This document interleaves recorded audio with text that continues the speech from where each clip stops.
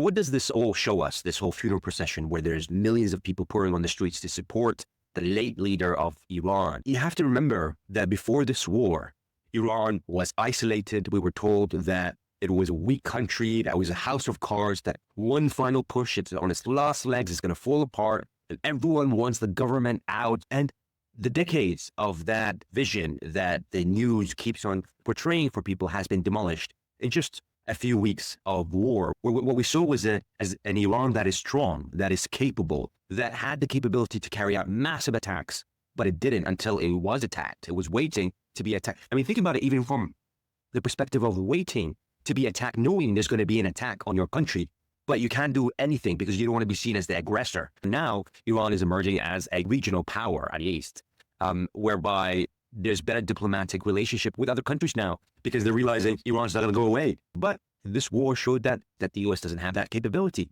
that the U.S. couldn't even plan.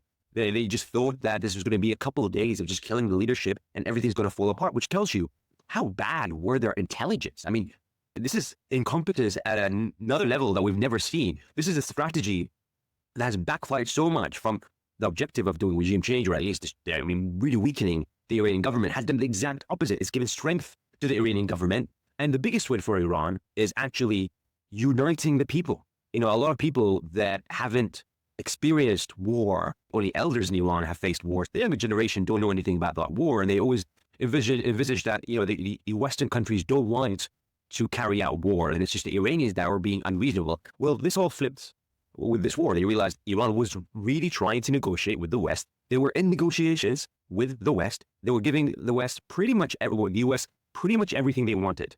They already accepted zero enrichment for 15 years plus. And even the Armani, there was a foreign minister said, we believe that there's going to be a deal because Iran is making all these concessions. Even the UK said, we were surprised by Iran's concessions.